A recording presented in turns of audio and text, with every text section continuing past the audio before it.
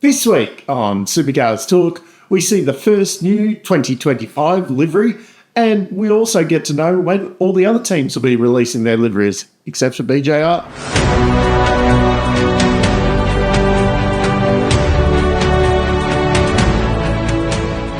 The big news this week is that Will Brown has confirmed he will be running the number one this year. After quite a few years where Scott McLaughlin and then Shane Van Gisbergen didn't run the number one, we did see Brody run it in his limited campaign last year, but this will be, I suppose, the first year for since Jamie Whitcup, I think, since someone's run the number one for the full year. But the big news this week is that it is a livery launch season, and kicking it off, we did have Cam Hill's car over the weekend at the Canberra Festival of Speed, and mighty fine livery. If this is the trend for this year, I am definitely excited. The Superglass car did look pretty good last year. I think they've improved on it just a little bit, and I'm really happy, and hopefully it is a sign of things to come. No criticisms on it yet. I suppose once we see everyone else's livery, whether it will be a standout. This will be a most of the season livery. There will be a couple of special liveries during the year for different events with a couple of different naming rights sponsors, from what I understand. But the big news around liveries this week is that teams with two cars with the same livery will have to run some kind of differentiator. Pronunciation there, Dave. They will have to run something to differentiate the two cars.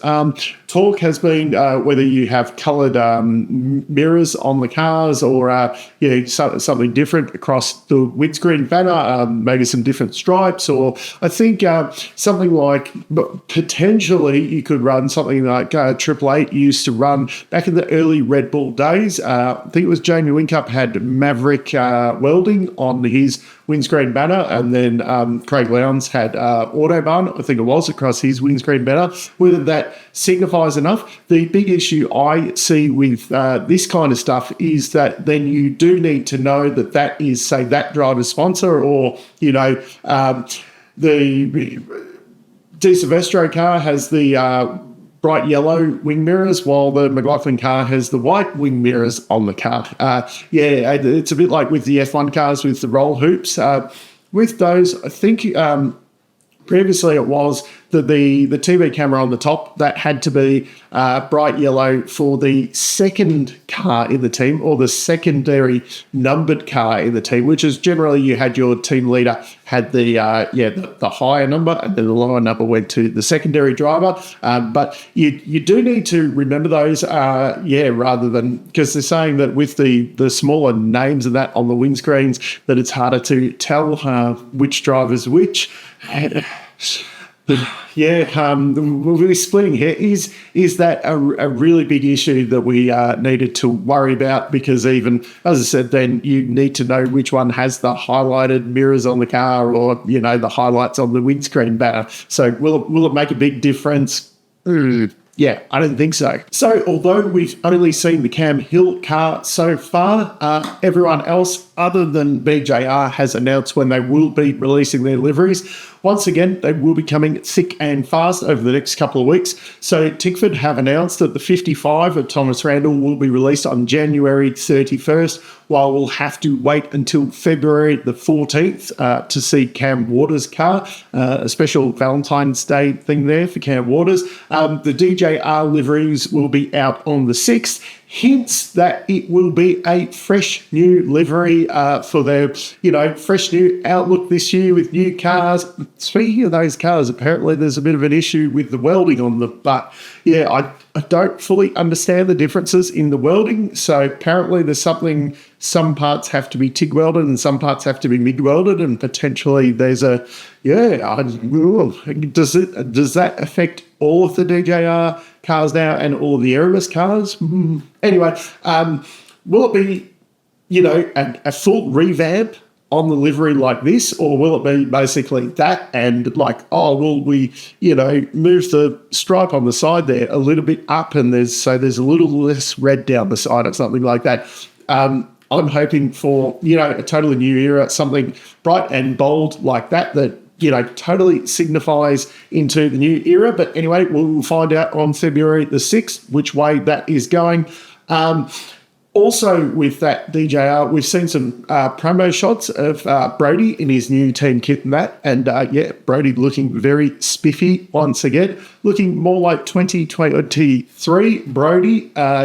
Looked a bit trimmer, nicely. Not sure if it was just nicely shaven and a haircut, or he was looking a bit trimmer, a bit healthier, let's say. 2024 spec Brody. A little bit disheveled and looked like he could have lost a few pounds. But anyway, when he came out all guns blazing in 2023, maybe there's a bit of a mindset there. And anyway, Erebus will be launching their car on Saturday, February 8th at the Young Timers Garage in Keysborough in Melbourne. All welcome there. The launch will be at 9:30 a.m. Doors open there at 8 a.m. if you want to go and check it out. Matt Stone Racing will be releasing the Nick Percat and the Cameron Kick wildcard liveries at their headquarters on February 11th. Walkinshaw and Dreddy United will be on the same day, so that will be a busy day. Team 18, both cars will be released on February 12th. I understand that will be at their new headquarters as well, so we'll get a bit better look at their new headquarters with that one. Blanchard's will be on the next day, Thursday, February 13th, both cars once again. And then on the 14th, we've got the Ken Waters car. 888 haven't confirmed yet, but apparently it's going to be Friday the 14th or Saturday the 15th of February. Groves are going to be on Saturday the 15th, so either way they go, they're going to be competing with other people for that one. And Premiere will be last on Monday, February 17th, other than, of course, the 4 BJR cars that are yet to be announced. Anything going by history, BJR kind of just sends out some photos of each car randomly when they kind of get to it, I think. But that's when all the liveries will be out, and I'll be here to give my thoughts and opinions on all of them. So keep an eye out for those videos coming up. Now, in other news this week, it's been confirmed that Dale Wood will be joining the Groves again for this year's Enduro campaigns. This year, he's going to be partnering new recruit Kai Allen, while, of course, Garth Tander was confirmed quite a while back to be driving with Matt Payne again this year. The Bathurst 12-hour is this weekend. 23 cars entered for the 12-hour. That's less than the Bathurst 1000. But, the 12-hour is the most exciting race of the year ever, according to a lot of people. So, 23 cars, somehow that's going to be justification that, it's still better. Somehow 23 is more than, there's going to be at least 26 at the Bathurst 1000 this year. Anyway, I will be at the, for all of my criticism there, I will be at the 12-hour on the weekend. So if you do see me there, come and say hi. It was a great weekend last year. I will be there again this year. And in failing category news, older TCR cars will be, they're going to have their own class within class racing in this year's championship. So if you have one of those older TCR cars, probably, the first ones that kind of came to Australia, they're going to be in their own class. The Kumo series, I think it is, they'll be in the normal race, but it'll be a race within a race. It will have cheaper entry fees to try and entice people to actually pay for these cars and, go out there and race them. If you're going to do the full season, it will be $2,500 to enter the season and then $1,500 per round. It is $7,000 to enter if you want to enter the main kind of championship for the newer cars, and then $3,000 per round.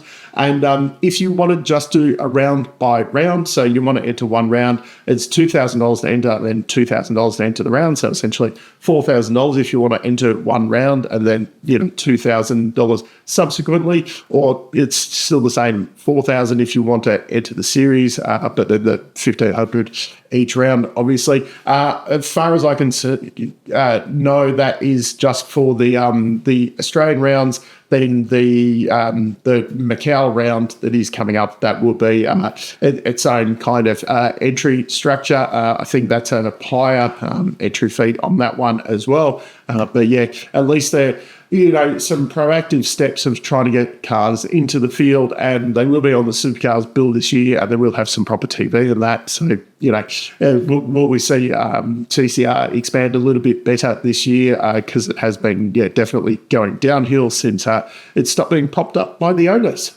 Now, for the big talking point this week, something that has probably slipped under the radar a little, but it's been announced that the minimum co-drive laps for the endurance races this year have been adjusted. It doesn't mean much for the Bend because we've got nothing to go off previously, but at Bathurst, it will make quite a considerable change. So previously, co-drivers had to do 33% minimum laps of the race, which was 54 laps.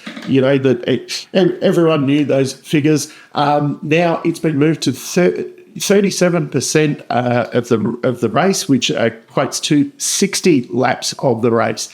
Now, the big change on this, because last year they were doing around, say, 30 laps on a fuel tank. So you could quite easily get your co-drive laps in on 2 tanks of fuel. This year, there will be fuel tank reduction from 133 litres to 118 litres. So what this means, you're probably looking more around 25 laps out of a tank of fuel. So 25 laps, 60 laps minimum. That means that the co-drivers cannot just get their laps done in 2 stints. So a lot of teams last year at Bathurst, obviously you had to start your main driver, chuck co-driver in for 2 stints, and then the main driver went off and did the rest of the race. This year, the co-driver will not be able to do it just in a 2 stint there. At some point, you're going to have to do a short fill. Now, if you work out, if we go basic race, no safety cars, 25 laps per stint, you end up at 150. At some point, there will have to be an 11-lap stint, which that nicely fits in with the 60 laps of the co-driver. The co-driver might do 61 laps and then off you go. But I would like to see a slight rule change to spice it up a bit, because they're doing these rule changes to spice up the racing, which I'm all for that. And it's not something that significantly impacts the whole race. Like, your casual viewer isn't going to be all of a sudden like, oh my God, the co-driver has to do a few more laps. They're just going to see a bit more excitement because there will be differing strategies during the day. What I would like to see is a minimum stint length or a maximum stint length rule, so that, 59 laps is the maximum a driver can do at one time without having a break. This means that you can't just do what was happening last year, where you have your main driver start the race, the co-driver does his 54 laps, and then the main driver just does the rest of the race. So this year, essentially what you could do that exact, co-driver does his 60 laps, off he gets. If you said maximum stint driver can do is 59 laps, that means you have to say main driver, co-driver, main driver, co-driver, and then the main driver can potentially run to the end, depending where your laps land on that one. But that just spices it up a bit. And I would then also like to see taking away the main driver having to start the race, so that you'll have that mix and match of drivers, whereas last year it was fairly straightforward strategy for you. Probably 90% of the teams did exactly the same strategy, which also led to the boring race. Whereas I feel that we're in a step in the right direction, where you might get someone taking a gamble and stopping around that lap 11 and then working backwards, while you've got other guys doing different things. Then if you had some co-drivers and some main drivers start the race, that just, changes everything up a bit. And then if you couple that in with the 59 lap maximum stint length, that means that you can't have all main drivers until lap 102, which then, depending how you've staggered the stints at the start of the day, then kicks up a bit of difference at the end of the day. But that's my thoughts on it. Down in the comments, let me know your thoughts on all of that. I'm happy that we're, changing a few things that aren't going to significantly impact the race. Like, I think the main drivers having to start is a bigger impact than something like this, where you're just tweaking it to try and, differ the strategies a bit. I like that we're having a bit of a go on that, and I like that this year we've got a few different formats, and Supercars is trying a few different things to make the racing better. But down in the comments, let me know your thoughts. And the final little thing to cover off this week, there's going to be a concert on the Saturday night at Sydney Motorsport Park. The first round kicking it off will be really cool. They're actually making a stage on the pit straight, and people will be able to actually stand on the track and see the concert. But I must be getting old because the acts are Timmy Trumpet and Sunset Bros. I've got no idea who that. I genuinely have no idea who those acts are. So that's showing my age. But anyway, until next week, I'm still Dave, and I'll catch you later.